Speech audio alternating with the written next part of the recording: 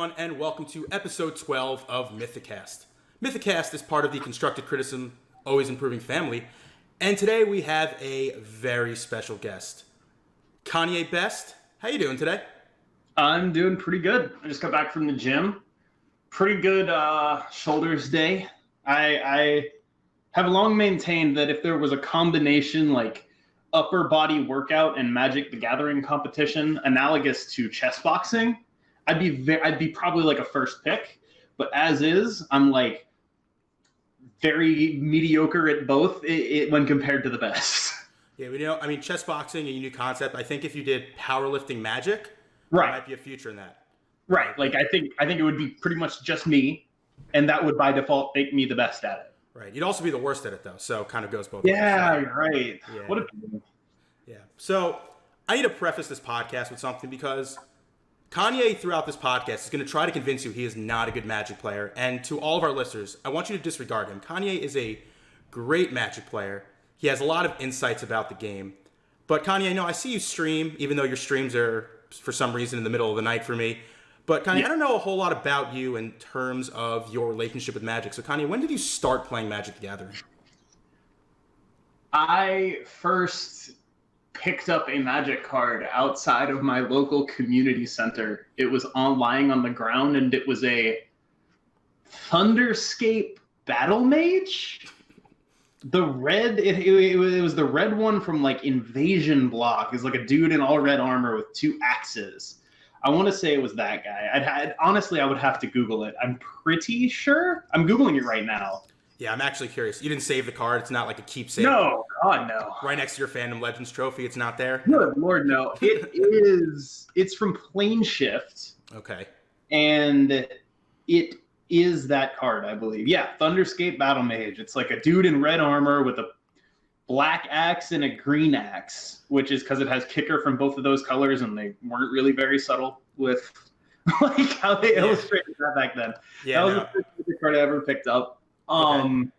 I can't even really say I played Magic when I was that age. Mm-hmm. I collected Magic cards, which is a totally different hobby. I thought the best card in the world was that 1313 from Legions.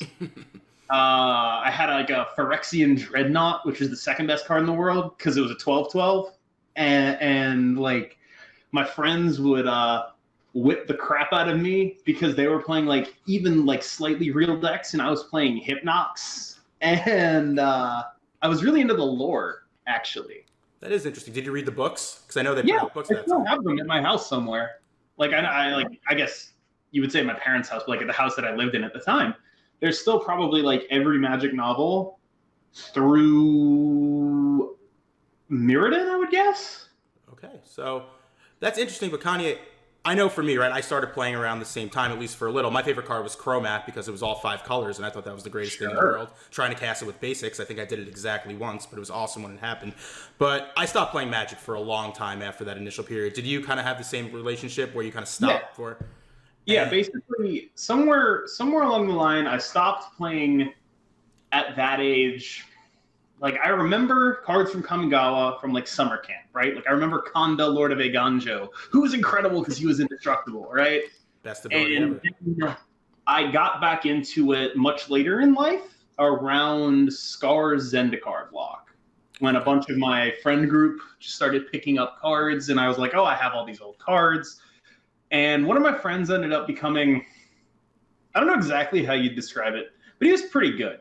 Like he won some SCG IQ kind of things, like a local, probably like one of the better players in my not very incredible state at the time. And that's about when I like stepped off again. Like once we got like very, very competitive, I wasn't, to put it bluntly, I wasn't very good. Like, I didn't have a conception of what made you good. I had no idea. Like, I was just like, oh, I'll play this deck and no one will know what to do. And like, and then when it didn't work, because my friend was playing Callblade and I was playing Bant Pod in that standard, like I would get mad and frustrated. And it's like, I just didn't get it, where it can be any number of things, but like most fundamentally, it was just like, what it means to be good at a game like this and the time investment it takes and the role of variance in a game like this. And then I came back to it with Arena. Yeah, and I believe, is your Twitch KanyeBest HS for It's Hearthstone? MTG. Oh, did you? Okay, because you were a Hearthstone guy for a bit, correct? I just, like, I don't know. I didn't expect to be good at that either, right? Like, I picked that up. What actually happened with that, and this is kind of rough. I was at work, and I was like, wow, I really want something to do on my phone in the downtime. So I looked up, like, Duels of the Planeswalkers, and it couldn't run on my phone. So I looked up Hearthstone. Like, it was the thing that was recommended to me next in that category. And the first month I played Hearthstone, I got to, like, rank 5, which I thought was like, wow, I'm so cool. I'm so good at this game. This is cool. This is worth investing in. And then I just found myself getting better and better at it. And it was the first time in my life that I'd actually put the fact that it was online, the fact that it was on demand had allowed me to put a real commensurate amount of time, not commensurate, like a real amount of time into it that I just wasn't able to do otherwise.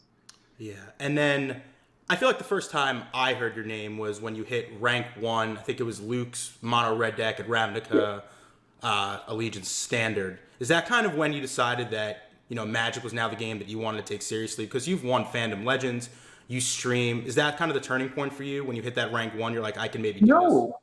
Actually, I stopped playing Hearthstone before I started playing Magic because my relationship with Hearthstone was very angry.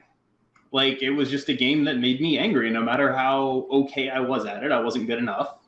No matter how, it made me upset to lose. I had a poor relationship with Tilt and had a poor relationship with the game, and I felt like it was making me a worse person. And I stopped playing the game.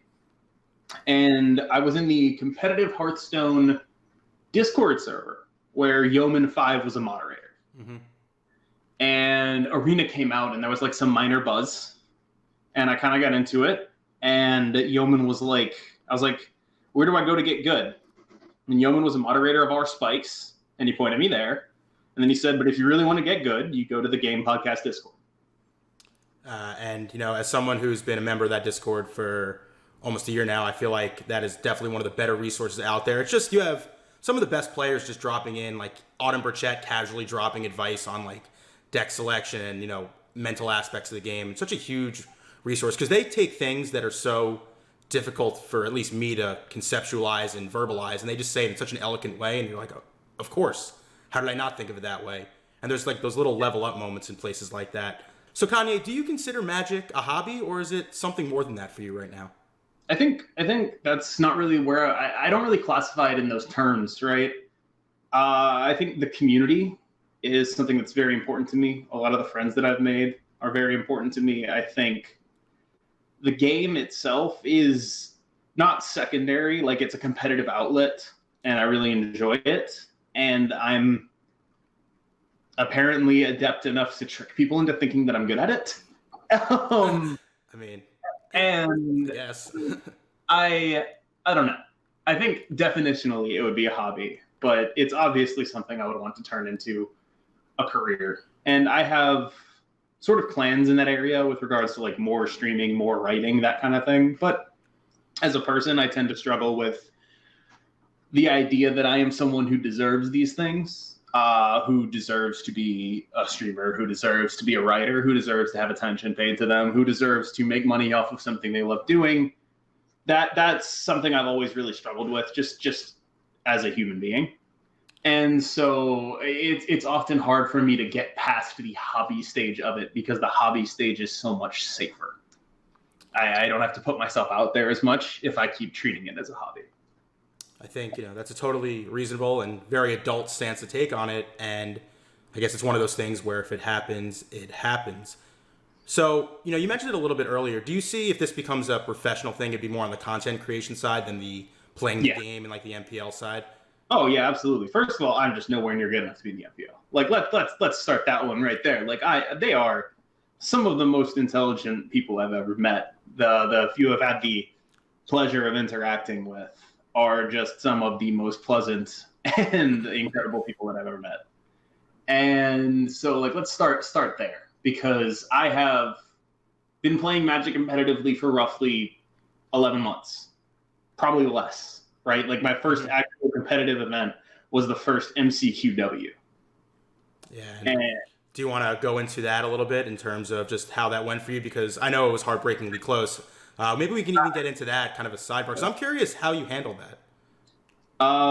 Weirdly, that one didn't upset me. So basically what happened was, like, obviously, like, you carry it with you, because I was in my winning in for the Mythic Championship, and my opponent was playing Chain Whirler Status Gruul, and I knew they had a status in hand, and I had a lethal board, and they top decked the Chain Whirler, and I lost the game. And that was game 3 of my winning in to the MC. I was 4-1 in day 2 of the MCQW at the time, and you can't help but wonder if, like, is that as close as I'm ever going to get? Yeah, you know, I'm a grand total of 1-6 in these MCQW, so I don't have to think about that too much. But do you think you're a better Magic player? Was that a learning experience? Have you tried to have taken something from that? And like, what have you taken from so that? weirdly, no, not at all. Right? Like, I think I'm about as good now as I was then. I think in some circumstances you could say I was better then, because I think I had the best deck for that tournament. I think we just broke it, frankly. Like, me and the team that I test with, I think we just had the deck, which was at the time like Simic Thief. We just had no bad matchups across the board. Like, it was genuinely unbelievable how good our deck was against every single thing. And it's rare to be in that situation. I really do think we had it. And I think I got fairly lucky to do so. And I was in a situation where I could have, I guess, really validated myself, not necessarily as a player, but as someone who could take this seriously as a career. And it's one of those things that, like, it doesn't really bother me per se. Because in that game, I couldn't have done anything differently. There just wasn't anything I could have done differently. Like, I mass manipulated his stuff, and I've thought about that turn a lot. And, like, if I had saved the mass manipulation until after he wiped my board, I would have taken too much damage from the stuff he had on board. Would have lost the game there. Like, I made the right play, at least in that turn, and it didn't work. And there's not much to take from that, you know? It's just that's the game we play. Yeah, and that's kind of a perfect segue right now into my next topic, because if you're a member of the Arena Decklist Discord, you might, Kanye definitely has a reputation for tilt. I've definitely seen maybe on stream, sometimes in the chat, tilting about various things, but that seemed like a very measured and mature and calm kind of response to what happened there. So when things actually matter, they don't bother me as much. If that makes any sense. It's easy to get caught up in the little things. It's easy to get tilted about losing a game on ladder or your rank or whatever. Like, but a tournament environment, I rarely find myself getting tilted, because at least in a tournament environment, right? Like, your losses matter as much as your wins. Yeah. Like, the frustrating thing to me about ladder is that you can be doing really well, but it doesn't show it. And it's the incongruity that upsets me, right? In a tournament, like, it's a game of Magic and I lost it, and that's fine. On ladder, it's a game of Magic and I lost it, and I have to play 3 more to even get the chance to get back to where I was. That's the thing that always sets me off, where it's just like, it's not that I don't understand that Magic is a game of variance. It's that the system feels set up to give you a dopamine hit when you are doing well. And when you are doing poorly, it takes away several, right? Like, yeah, no. I mean, right before we got on this chat, I played someone who was ranked 78%, and they were just playing a total fringe deck they probably brewed up. And this is not a terrible Magic player. They could be 78%, and then, like, okay, now I want to play Sultai Oko, and now suddenly, they're so much lower than me on the ladder, and they're playing just as good of a deck. They're probably just as good of a player. Exactly. But the ladder doesn't weight that anywhere close to the same. If they beat me, they're going to shoot up 4 or 5%. And if I lose, I'm going to plummet, and I'm going to have to win 3 or 4 matches just to make that back. So I totally get that. And, like, that's the mentality, right? Like, that's the dangerous thing. In a tournament, I don't really get into that mentality, right? On the ladder, the mentality is just like, you're thinking about not just the next game, but the game after that, and how all of it has to go so right, and how like you're not actually that much better than the people that you're playing to the point that you can expect to win 3 in a row. And you might actually just start plummeting here, and that could totally happen. And that's poison. Yeah, so like, that's poison to your mentality. Absolutely. So the question is, top 1200 earns you an invite or the Mythic point challenges that are coming up next year. So what about when you go from 58 to 126, then 438? What about that gets you so upset? Why does the rank matter to you early in the month? Well, I think because I made my name as an arena grinder, it matters to me that I maintain it. It matters to me because there are so many incredibly talented players who are doing so many incredible things. Who like look at like Chris Kavartek, look at I don't know how to pronounce his in-game name, but I'm gonna do my best. EDM Virus. Mm-hmm. Look at just any of these players who are just absolutely crushing through these MCQWs and absolutely crushing on ladder, and it's like I feel like I have to keep grinding because these people are already ahead of me. And if I let myself be okay with like falling lower and lower, even though I understand it's a thing that will happen, it sort of becomes, there's a complacency that I don't want to set in. And there are already so many people who are so much better than me at this game, just by virtue of having played longer, that like who are just so much more versed in things that I'm only just beginning to realize and find out for myself.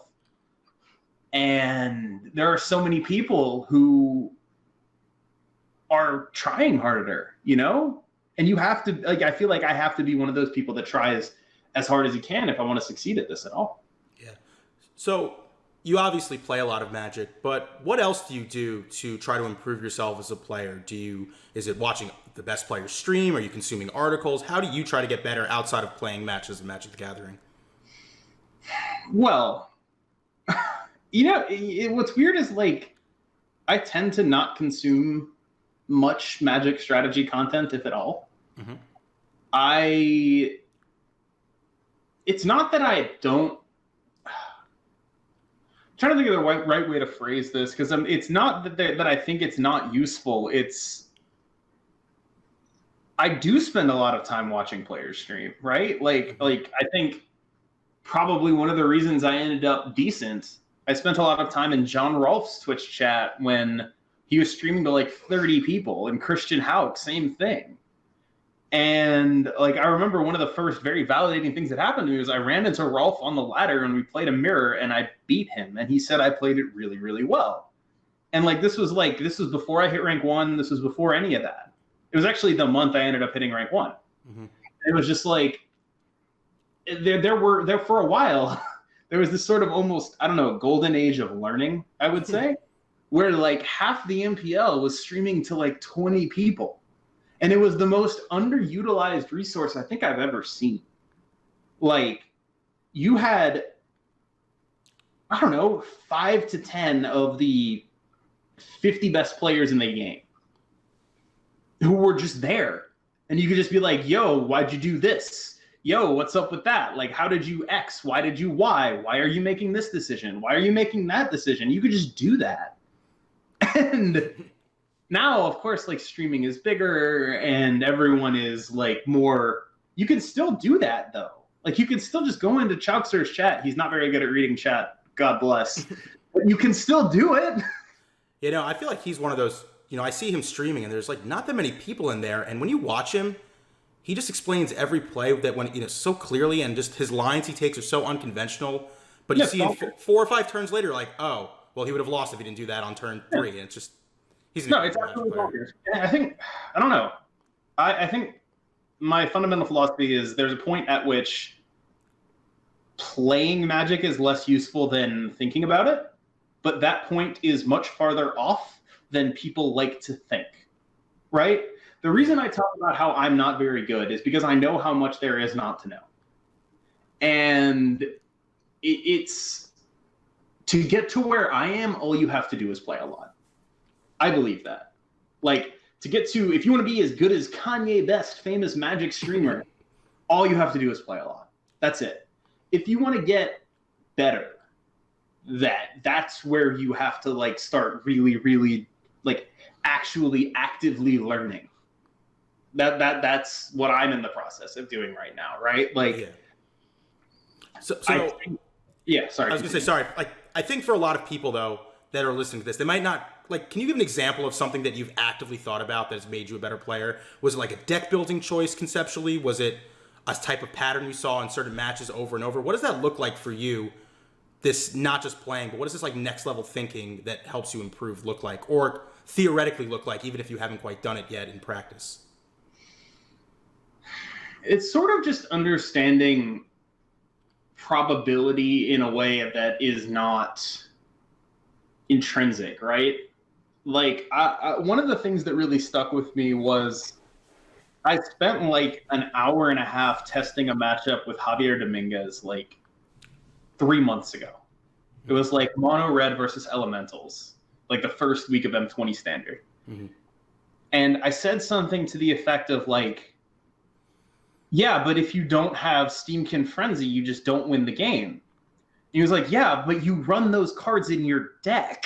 Like, you can't say if you don't X, then you'll win, because X is a thing that will happen. And you have to understand that, like, yeah, sometimes you'll just lose the game and it'll feel bad because you didn't have X and Y. But that's also just, that's how the game works. And how you feel about it doesn't matter.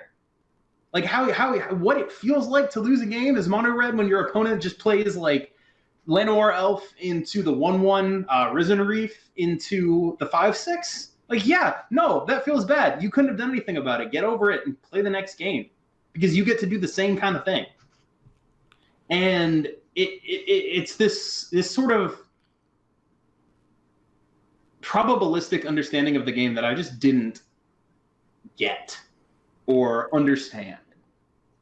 And like, it's not even like a specific matchup thing, just like understanding what you're actually playing towards, understanding what your opponent could have, understanding what your opponent is playing towards. I remember reading way back in the day, the average like PTQ grinder plays at like level 1 of Magic, which is just focusing on your own play and making sure you execute as best as possible, right?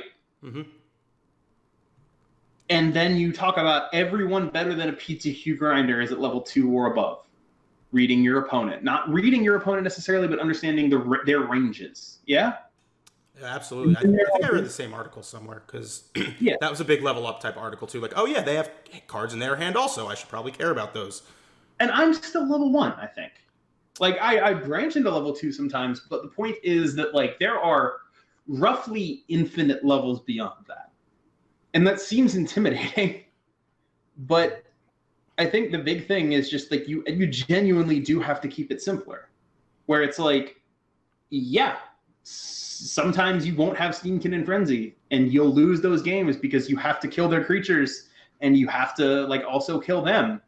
Yeah, sometimes you'll have to make hard choices, like going face with a burn spell instead of killing a Risen Reef, because that's going to matter later. And that's just the sort of just acceptance and willingness to gamble, and understanding that like a play might be 55%, but if that's 55% and it feels really bad when it's 45%, you should still probably take it. Like just because a play feels bad when it doesn't work doesn't mean it's bad. It could still be your highest percentage play, even if it's not a good one. Yeah, you know, I feel like I'm just like taking this in now, and I feel like in my head I'm just like kind of the wheels are spinning, because I feel like you kind of process some of this stuff just by playing the games, but when you hear it verbalized, like you're just doing it, it makes a lot of sense. You know, I know for me a big issue is going on autopilot and kind of just only paying attention to my hands. And there are times where I really will zone in and kind of focus, and I feel like, you know, I'll play better. But as someone who plays a lot of Magic, does autopilot ever kick in? And when it does, how does that affect your play? I really enjoy being on autopilot, to my detriment as a player. I the enjoyment I get out of Magic is a flow state, in my opinion, where I am operating at what feels like a very high efficiency. I know everything about what's going on. I'm just in the zone, right? And I worry that it's hard to tell the difference between that and autopiloting. I think that's a big worry for me. Even though I am thinking about my opponent's hands in that state, and I am still actively processing information, I worry that maybe I just don't realize that I'm making mistakes. Yeah, that's reasonable. So when you stream, kind of thinking about the mistakes, do you ever go and watch your matches back and kind of think about Never ever? I have never watched a single one. The only time I've ever done any VOD review in my entire life, and this is like this feels like the equivalent of saying like I've never self-reflected. Like, to a degree, like you wouldn't be wrong for thinking of me as stupid for not doing this. Like you wouldn't be wrong to think of me as like throwing away value for never doing this. The only time I've ever done it was I did one with VTCLA. We went over my fandom win. And like one of the things I learned from that is like, yeah, I won that tournament. I won every match in that tournament. I went 8-0. I beat 3 people in the MPL. I beat Reed, Duke, and a mirror. I misplayed every single game. Like all of them. Yeah. I remember in the Discord, you came in and, you know, the first thing you said were like, I played so poorly. And I think that's just the nature of, you know, kind of a great player that I mean, you know, you want to enjoy those wins, but it should never be enough. You can always get better. I'm sure if you ask, you know, Javier from the last Mythic Championship, he probably would think about the times he misplayed, even though he won the whole thing. And I think that's one of those things that will get you to the next level. Because I know for you, you know, you're pretty hard on yourself and you want to be into that upper echelon, even if you don't maybe think it's a realistic, attainable target. But in terms of, and this really goes for everyone that's listening to this, in terms of just your reflection on your matches, just because you won the match doesn't mean you played well. And I think a lot of people have that results-based thinking. And it's easy to, especially with the nature of the ladder. My number went up, or in the start of the season, I got 2 pings in platinum. I'm doing well. And, you know, I want to talk a little bit about laddering itself because, you know, this is the Arena Mythic cast, and part of this podcast is talking about laddering up. So on October 31st, everyone's season is going to reset. And I know you get to Mythic pretty quickly. Do you always play like a quick aggro deck to do that? Is that kind of a ingrained strategy in you, or will you try to play like the best deck? Like in 3 days, you're going to start playing Sultai Oko, or are you going to try to find something that's a little faster so you can avoid that? I just play what I like. I just play what I like. Like, the early season is really, really a struggle for me, honestly. It's you spend so much of the season at Mythic when you get there early that like grind to get there just feels superfluous, and if you'll pardon some profanity, it just feels shitty mentally because you can win, like you're playing against the same players, but the game is telling you that your rank is worse, right? Like it's I think Brian Gottlieb once described ladders as psychological self-harm. I think he did too. I think it might have been the Head Games episode where they were talking about that top 8 for the Invitational way back when. He's not wrong. Like placing a high importance on ladder results is something that I do almost intrinsically. And it's something that causes negative impacts to me doing that. Like it when you care that much about something that's fundamentally random and not representative of who you are as a player, it's toxic. I would describe it as such, right? Yeah, no, absolutely. And then I feel like it's one of those things where you know you're going to get to Mythic, or at least a lot of us players do, but when you're just slogging through Platinum and you're trading wins, it just feels like it's never going to happen, especially in certain seasons, especially when it's like an unestablished meta and people are just playing these rogue, like janky brews, and, you know, it's just you get to Platinum 1 and a win in, you lose 2, and it just, the whole system is definitely... Because I don't know if people know this about me. I'm dramatically better the longer a metagame exists. Like, dramatically. When you're a player who plays as much as me, the more experience you have in a matchup, the more you actually understand it. Like, I'm only just now starting to get kind of okay at this metagame. Only just now. It's been out for a month. I'm only just now feeling, oh, I'm actually good at this again. There's a whole month in there or I was like, oh my god, I'm terrible. That's how it is, and so that's another reason why the early seasons are so frustrating, is because they're basically like every couple months it'll be like, haha, new metagame, and you'll just be like, oh my god, I'm so lost. I am so lost. I have no idea what's happening. All my opponents are playing like this Planeswalker on turn 2, and I don't know what to do about it. Yeah, I think this month I got to Mythic only like a week ago. I just couldn't find a deck that stuck with me until I just found the Ken Yukihiro Mardu Knights deck, and I just Ember cleared my way into it. Because do you generally prefer to play aggro decks? 'Cause I love turning creatures sideways, and I think that's kind of what you do so the too. thing is, like, I like to say I don't prefer it. Okay. But I do, right? Like, I just like, it's not. What's weird to me is, I think the real thing is, I just really hate playing mirrors of decks that are not aggro decks. Does that make sense? Oh no, it totally does. I mean, this Oko mirror is probably a perfect example, or the Scape Shift mirrors, or the Golos mirrors. Right. Those are always bad. They're always not enjoyable to me. Just the, like, there are X cards in our deck that matter, and we're playing the did I draw those X cards game. And like, one of the things that I really, really enjoyed, I remember really loving the mirrors of Mono Red. Mono Red mirrors, before everyone was running 4 Frenzy, like right after Skewer and Light Up the Stage came out, were really good. Like, they were really, really good. Like, they were really, really enjoyable mirrors. Even Vampire's mirrors were like, sometimes, yeah, it was Sorin, but, you know, Sorin champion, but like, there was a ton of play to them. The Vampire's mirror was really hard and really skill intensive in a way that I really enjoyed, because frankly, people are kind of terrible at creature combat math and will make very bad attacks when they think they're advantaged, and you can really gain, like, you could really gain value against someone who is doing that kind of thing. And like, that's one of the things I learned from Chowkster, basically, where it was just like, you just can't ever scoop in the White Weenie or Vampire's mirrors, because your opponents might just like hard throw, because they're going to win no matter what. And that happens a lot. Like, people are, and I'm bad at it. And I have a lot of experience in creature combat mirrors, where it's just like, it's hard to plan out X turns, understanding that Y damage will get through each turn to find that lethal. It's just hard math to do in your head. And so, like, I really enjoy those mirrors. And the things I don't enjoy are the mirrors like Nexus or Oko, where it's just, here's my cards. Here are the top 10 cards of my library. Do I win the game? And I guess if you want to get really reductive, all Magic and all mirrors are that. But I feel like, especially, like, there have been mirrors that I don't hate, but they overwhelmingly end up being aggressive mid-range mirrors. And when Standard turns into, the best deck is Golos, the best deck is Simic. Like, I don't even not like Nissa Ramp.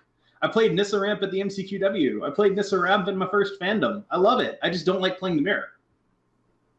And if it was a deck that I had to play a bunch of mirrors of, I probably wouldn't have taken it.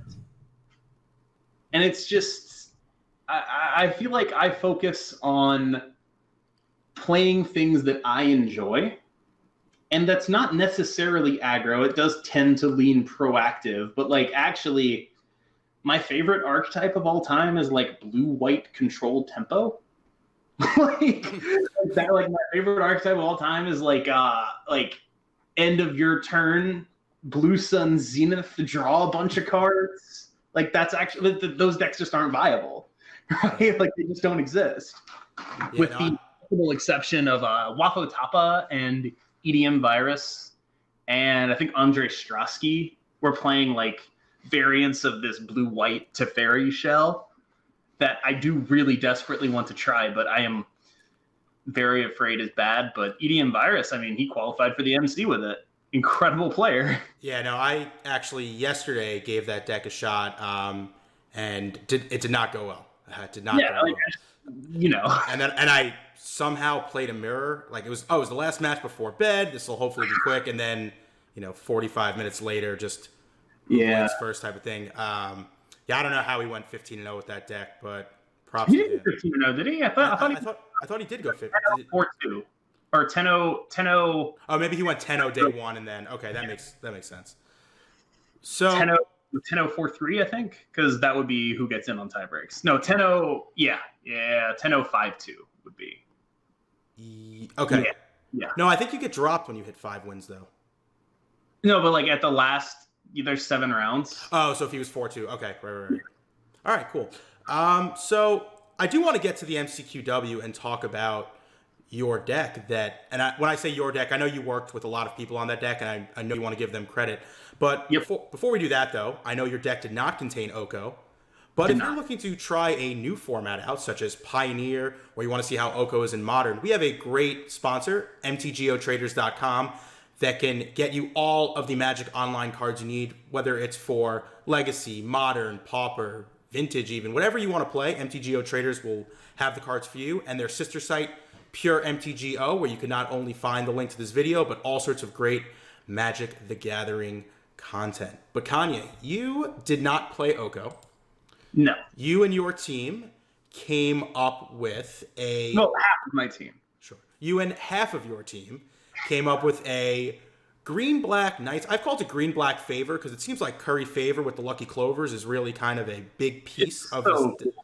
It's great. So before I get into reading the cards out loud, because even though this will be on YouTube, a lot of people will be listening. Well, hopefully a lot of people will be listening to this in the audio form. Kanye, do you want to give credit to anyone that helped you with this deck? Yeah, absolutely. The original deck list came from Aaron Gertler, who is Little Beep on MTG Arena. One of the probably, I would say, like lesser known grinders because he hasn't really made any attempt to capitalize on it. I believe it's at Aaron Gertler on Twitter, but his Twitter is like just his actual job. His name and his job. Like he posts about Magic sometimes, but like not really. Non-Magic Twitter? What is that? He's like an amazing player. He's the guy I got the list like when I day two'd the first MCQW. It was his deck. It was I trust him pretty implicitly on like reads on the metagame after a certain point in the meta, where it's just like he will be doing something that is different from everyone else. He will have good reasons for it, and he will have like a willingness to teach, and that's just it's invaluable. He's one of the best people to work with that I know.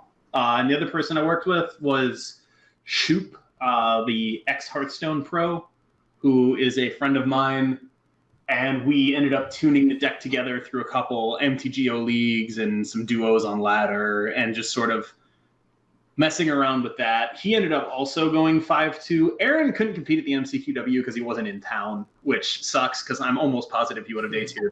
We collectively we put up 2 5-2s with the list.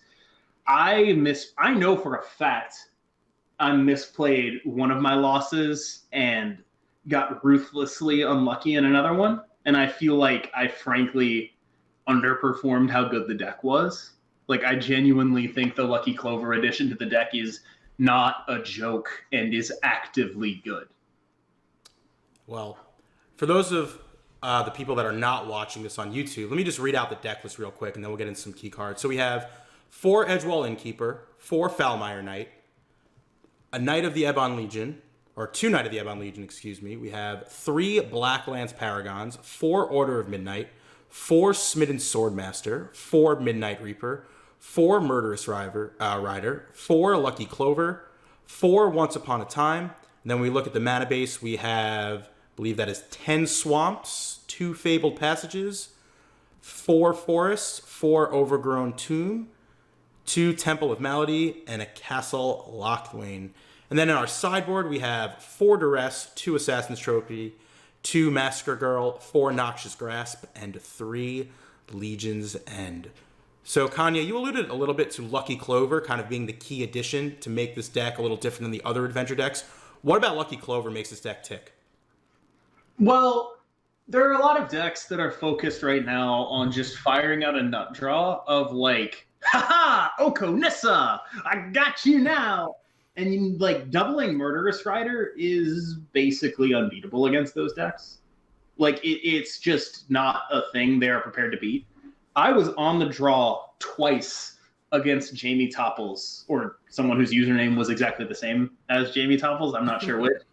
But whoever this person was, they played turn 3 Nissa on me twice. I beat it twice. Like, the first time it was Black Lance Paragon into Murderous Rider. The second time it was Lucky Clover into Murderous Rider. And each time it was just your land dies, the Nissa dies, Time Walk, and Stone Rain. Like, and the deck's just not prepared to beat it without a Veil of Summer.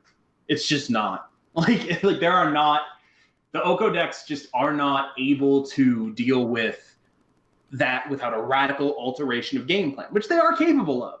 Like, we were basically banking on like people in the MCQW just sort of defaulting to how they would play against a normal black-green and then getting blown out by double removal spell. And that's basically what happened. So when you were thinking about deck selection, was Oko, I mean, I know Oko is, the default tier 1 deck, but was this always on the radar as a version of a deck that you wanted to play? Or did this kind of come out of nowhere through testing, adding a card, oh wow, now this thing is just broken? Like, how did you arrive on this? Aaron's been on Clover for like the whole month. And like he hit like top 10 with it, and he was like, all right, dude, you should try this. And I tried it, and I like just sort of didn't lose a game for 3 days. And it was just like, oh, I should probably play this. Like, it was just one of those things where it's just like I'm still camping the rank on ladder that I was at after playing this deck for a bunch. Like, it's just it's locked me in like top 50, whatever. Like, I'm just there. Like, there's just no like we just won every single game. We took it through a Moto League and we won every single game, and it was just like, oh my god, like this. And I know it's that classic small sample size heater that you're just like, oh, we broke it, and I knew we didn't break it. But I also knew that, like, for my own mental acuity, I couldn't just pick up one of the Oko decks and expect to do well with it. And we had one of the other decks we had was this really cool Sultai like food cat deck. It was very good. Okay. But I ended up not playing that, not because I didn't think it was good, just because I felt as though it was investing a lot in the play skill for a fairly minor edge, where that's not necessarily wrong, but over a tournament with as many games as the MCQW, with as much stakes as the MCQW, I wanted to simplify the load on my brain. I didn't want to lose a game because I like forgot to sacrifice a cat end of turn, which is totally a thing that I have done.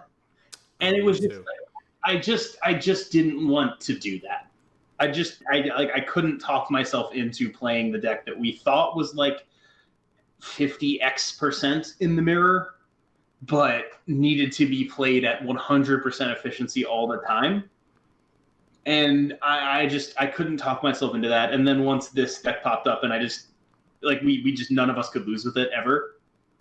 And it was just sort of, I think we finally found a way to compete with the Oko decks on raw power, which is to say, like, something that deliberately goes against the grain of their game plan, which is investing a lot of mana into one thing. We can invest a roughly similar amount of mana into erasing that one thing. And suddenly they're actually subject to the ramp deck problem of, oh, I only have payoff. Or, oh, I only have ramp. They're suddenly actually subject to that problem if you don't let the planeswalkers get out of control. And also, like, fundamentally, what we're doing is kind of broken. Like, doubling spells is, like, genuinely kind of busted. Yeah. Like, a lot of people just can't beat Order of Midnight. Like, people were playing, like, slow control decks, right? You ever play Order of Midnight, like, against an Esper Dance deck? Like, unless they literally dance of the Mansu on curve, you're gonna win the game. Anyone trying to take the game late just can't. Like, yeah. and you do this all with a deck that, like, you look at it and you're like, that's an aggro deck. It's not. You never win games by being an aggro deck. A lot of the times you win games, like, through a board stall with doubling Smitten Swordmaster, which is, I think, the real reason you want to play this deck, because it's not just doubling Murderous Rider, it's all right, you're getting some damage in, but then they played a Wicked Wolf and now you can't do anything and you're just sort of sitting there and they're just sort of sitting there. You kill their planeswalkers when they play it, but like, how do you actually get through the Wicked Wolf, that kind of thing? You get through the Wicked Wolf by doing like 15 damage to their face. Yeah, and I was going to actually bring up Smitten Swordmaster as the next card because a lot of these green-black adventure decks haven't been playing it. They moved away from the Knights package, and very early on when Eldraine released, I was playing some Mardu Knights deck, which wasn't very good, but Swordmaster was the one card. I was like, oh, we're in a board stall, and now I just win the game. Yes. And I think this card has been criminally underused, and lucky Clover in it. It just seems that you just win. It's like, it's Expansion Explosion just that cost 1. I have done 16 damage with the Smitten Swordmaster. Right, and just it happens out of nowhere. It's an unbelievable top deck at any point in the game, especially if you have a Clover or two, and you just win. And I don't think people were quite ready for it. I don't think people were banking on that. And also, notably, it has each opponent, not target, so it dodges the Veil of Summer. Which it dodges Veil of Summer, and you just sort of chuckle every time while they look at it with their 1 open green mana. Yep. Yeah. Did that come up in the MCQW? Did you see that interaction? It came up for Shoop, I believe, but it did not come up for me. And one of the other things that, like, you're just sort of, again, you get some percentage points from people just not knowing what's going on. You'll have, like, a Lucky Clover out, and people will counter the original spell, and it's like, that's actively good for you. So, like, I had someone counter my Order of Midnight, and that just meant I could get it back off of the Lucky Clover trigger of the Order of Midnight, because it was now in the graveyard. It was just like, what are you doing? Yeah, just people not reading the cards. Right. Like there's like a serious amount of that. And like there's a ton of play to the deck. Like I said, I feel like I didn't play it perfectly. I know I misplayed a couple times. Like in game, I was realizing that I had messed up. And I do think that it just has a lot of like really, really great matchups. Like there are things we're afraid of, but Oko gets rid of the majority of the things that we're like really afraid of, where it's like, all right, so what beats the crap out of us? I mean, Jeskai Fires goes a long way towards doing that. If you can't keep their planeswalkers off the board. The rest in our deck, I mean, like it's usually might not be enough to hate out a deck like Jeskai Fires. Like there are things that beat us, but they aren't popular enough for me to care too much. And like I think the deck is deceptive when you look at it, because it's very much like that green-black mid-range deck from back in the day. Like you look at it and you're like, oh, this is an aggro deck, and it's not. It's grindy, get stuff out of your graveyard mid-range. Like one of the things we lost to was a Lochthwain. What's the 6/6 Flash Serpent? Oh, the Loch Ness Monster card, whatever. Yeah. Yeah. We lost to that because it exiled the cards from our graveyard before we could Order of Midnight them back. Oh, yeah. Like, I didn't even know that card had that text on it. Like, yeah, but I mean, that's such a, that's the type of card that as long as Oko's in the format, which it's going to be for another few weeks, that, those cards are kind of just pushed aside. another few weeks. I don't know. Well, November 18th, they said, is the next BNR, so we'll see what happens then. So, yeah, another few weeks. Okay. Yeah, but who knows? I mean, Oko, we don't need to get into a business discussion of Hasbro and Wizards, but, I think Oko is selling packs of Throne of Eldraine, but that's a different discussion for the Magic Finance podcast. Mm-hmm. But a question for you about this deck. When you were testing and tuning, was Sultai Oko on your radar, or was it Simic Oko at that point? Because I know Crokies was streaming it pretty heavily in the middle of the week, but, a week ago. We had Sultai Oko. Like, we knew that, like, I remember there was a post in our Discord that was just like, I think Sultai Oko is the food shell. Like, with the all capitalized and bolded. Like, okay. Like, we were aware of what was going on with the Noxious Grasps and stuff. And, like, it was to the point where I felt like even with the Noxious Grasp, I didn't feel like the mirrors, I had enough control over what was happening. Like, LSV mentioned something about the same, where it's like, yeah, I'm running for Noxious Grasp, but the best thing I can do in the mirror is still curve out. The Noxious Grasp don't actually, like, fix that.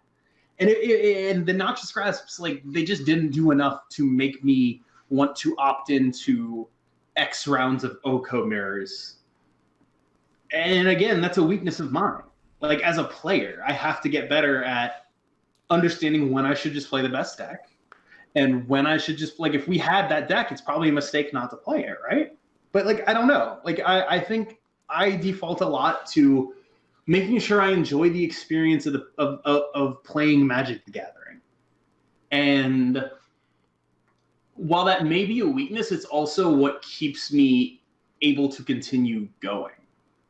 I play the things I like. I enjoy myself.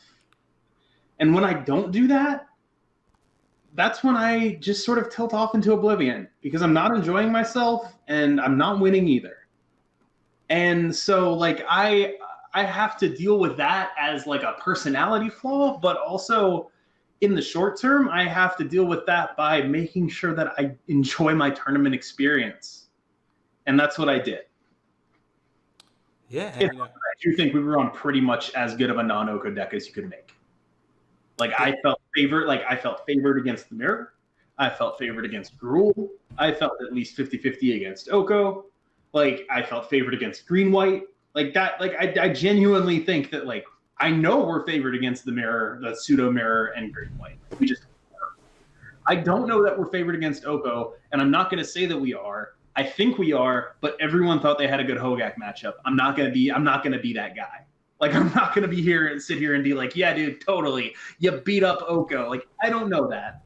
I do. Like, I beat Oko decks with this. That could just be small sample size, you know? Like, I'm very willing to just be like, look, I could just be on a heater. This could be wrong.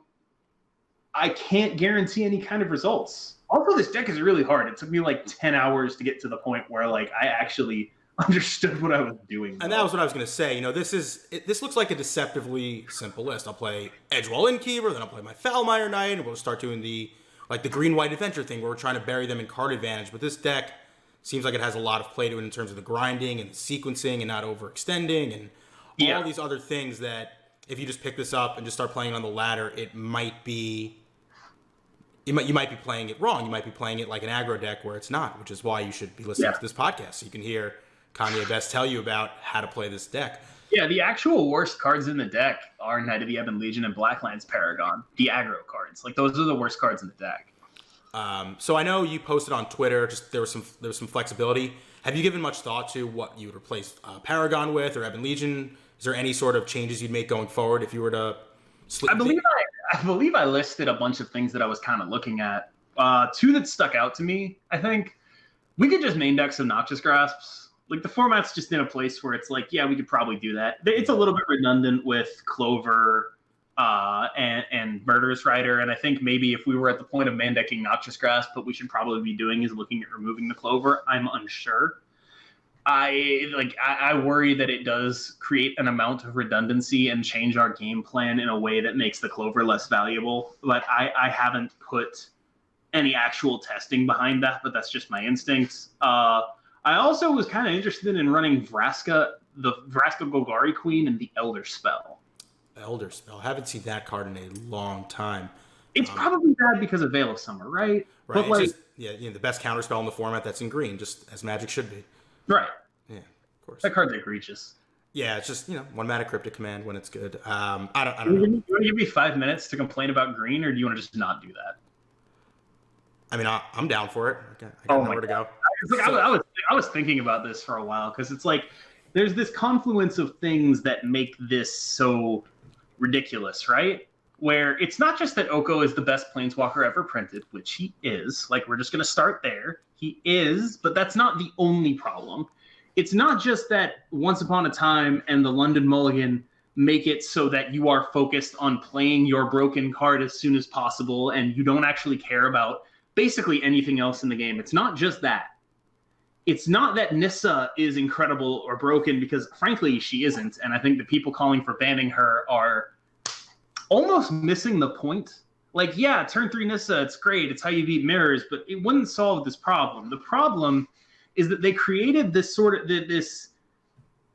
Okay, Llanowar Elves is always the strongest thing to be doing in Standard when there's a 3-drop that wins the game. It just is.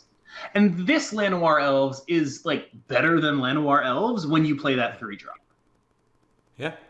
And it's just, like, this whole sort of cascading sequence of effects that it enables, where... Makes your 4-drop indestructible. Yeah. Like, you have... It's not... I didn't play when energy was a thing.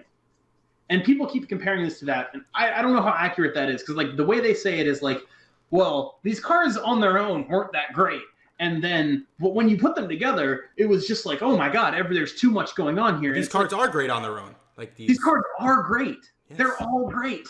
Like Gilded Goose is a mana dork that creates value after die. It doesn't die to pings. It blocks your 1/1s. All reds. Every single creature that's a 1-drop in red has 1 power. Gilded Goose blocks all of them. It makes food. It powers itself. Wicked Wolf is like one of the best Flametongue Kabus I've ever seen.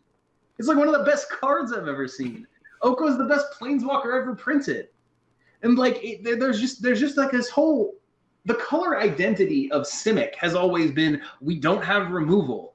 We deal with creatures by having bigger creatures. We deal with creatures like that.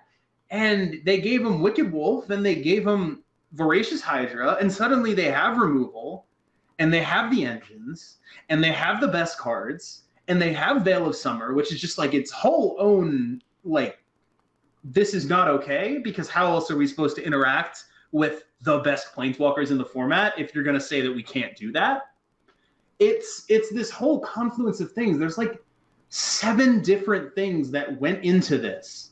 And banning Field of the Dead is also one of them.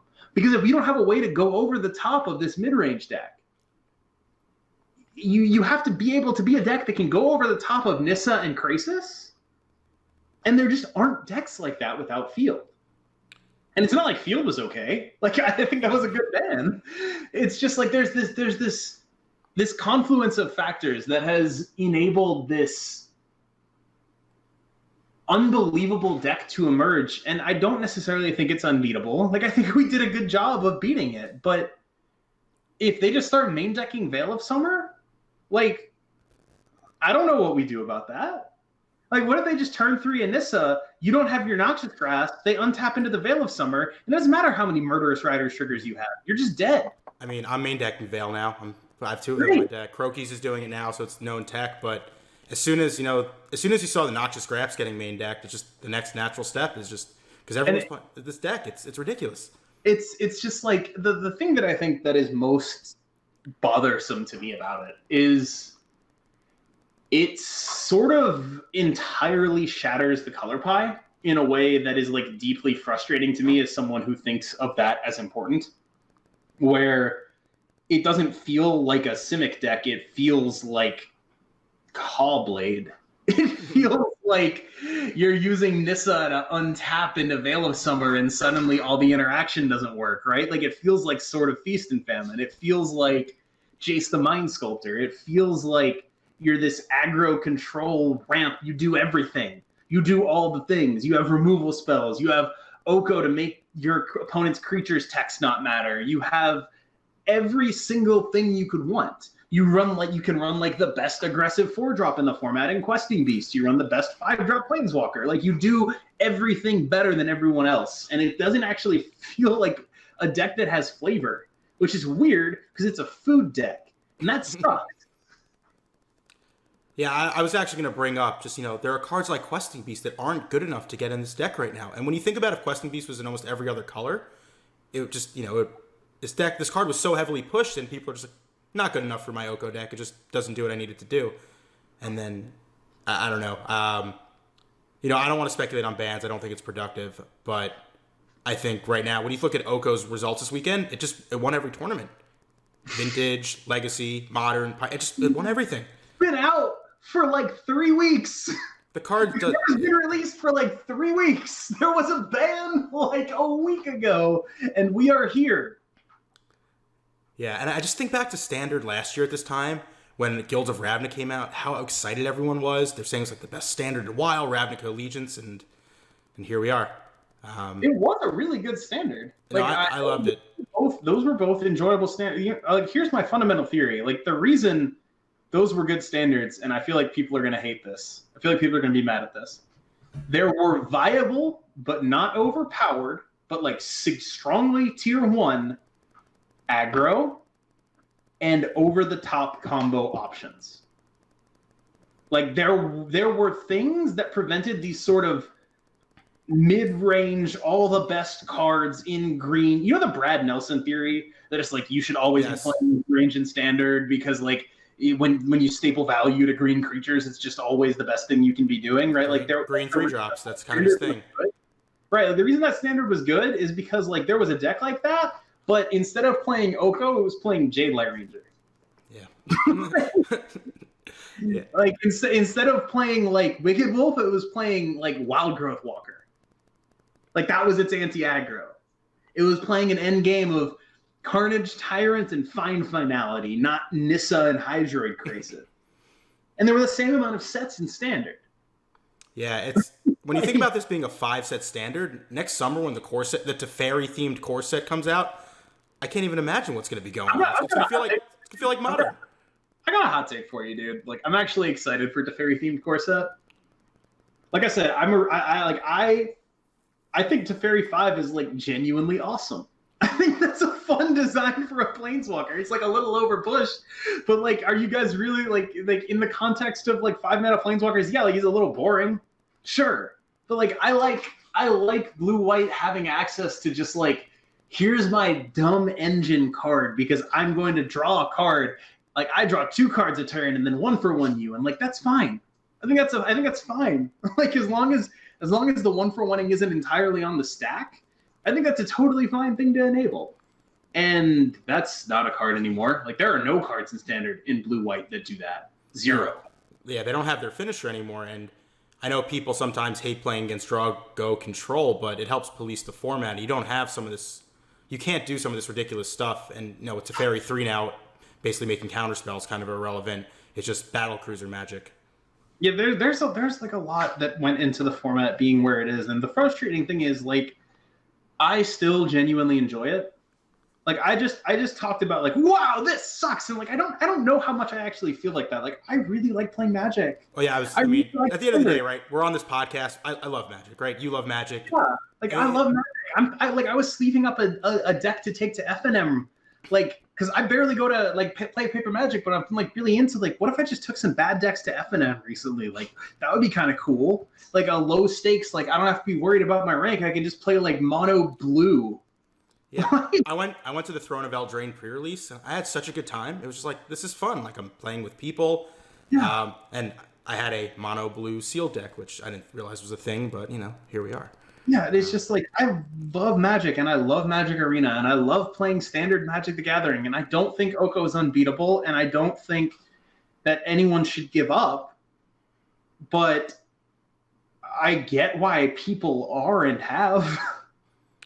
Like, I do think there are decks that match up well against Oko, especially as it gets more and more inbred. But I just sort of, I get why people don't want to play it, because Magic is to some degree about self-expression, in my opinion.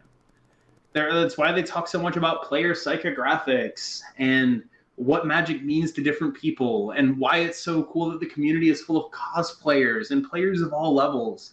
And when Magic is about self-expression and your premier format is one deck that doesn't actually feel like it has an identity, it just feels like a mishmash of good cards, that sucks.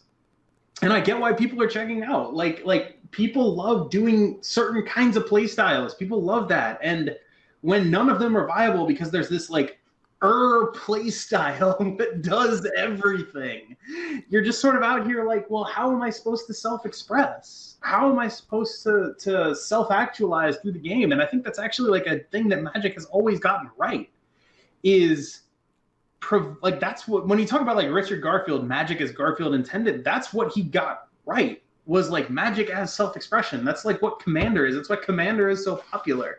It's why Modern is so popular, despite being like a very like heavily polarized format. There are so many decks you can play, and people love that. They love being able to self-express. It's why Pioneer is so cool. There's like 127 decks that just got released, right? You can self-express. You can find one for you, and you can't in this standard format. You can't do that.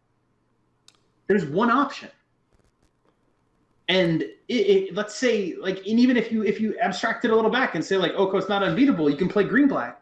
There's two options. They both play Once Upon a Time.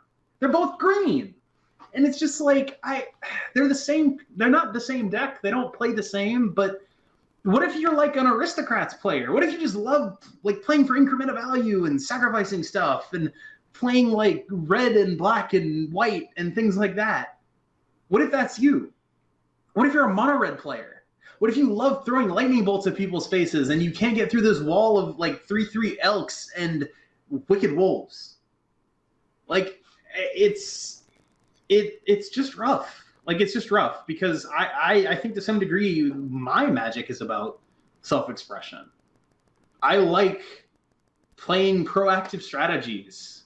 I like trying to beat the best deck.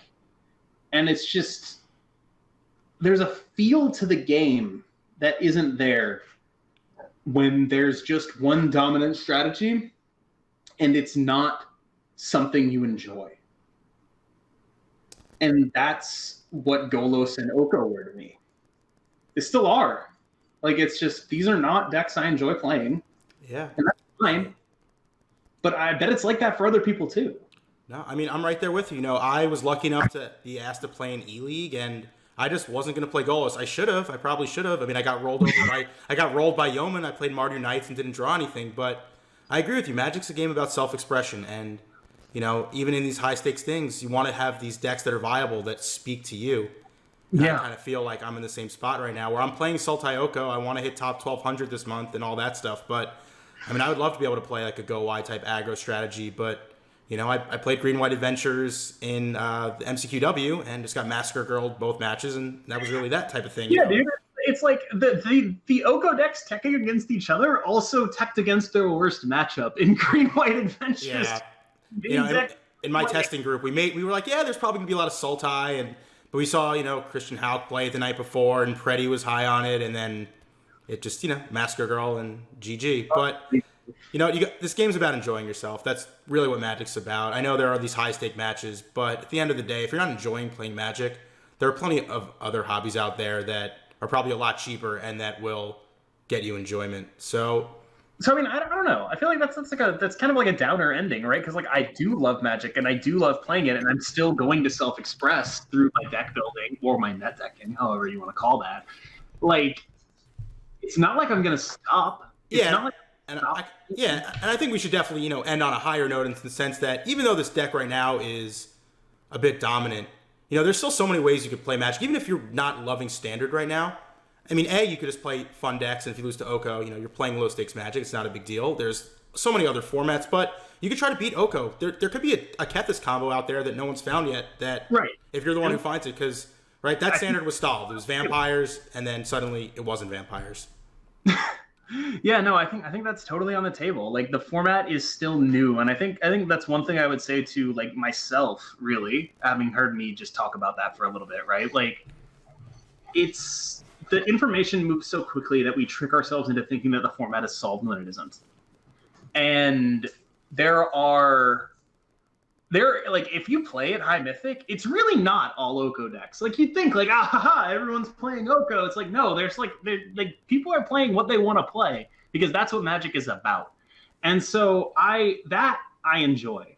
I even think that like the Oko mirrors are probably pretty enjoyable once you like, if you're both playing Sultai, there's like a bunch of real considerations that have to happen. Like, that's a really entertaining mirror. There's some real deck building things that go into that, right? Oh yeah, I mean, I've been playing nothing but Sultai Oko mirrors. Not nothing but a lot of Sultai Oko mirrors, and there's just a lot of play to those games. It's not as simple as just slamming your, you know, turn 3 Oko and hoping, or turn 2 Oko and hoping for the best.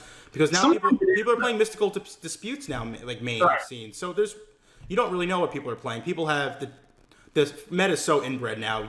There's a lot of play to it that I think people might be taking for granted. And yes, and I can't say this enough. Like, I love Magic Gathering and I love Magic Arena. Like, it's the greatest thing that's ever happened to my ability to get better at something that I really enjoy. And I don't think this is unsolvable. I don't think this is like not anything that anyone can beat. I just am frustrated less at how dominant it is and more at how homogenous it drives you to become.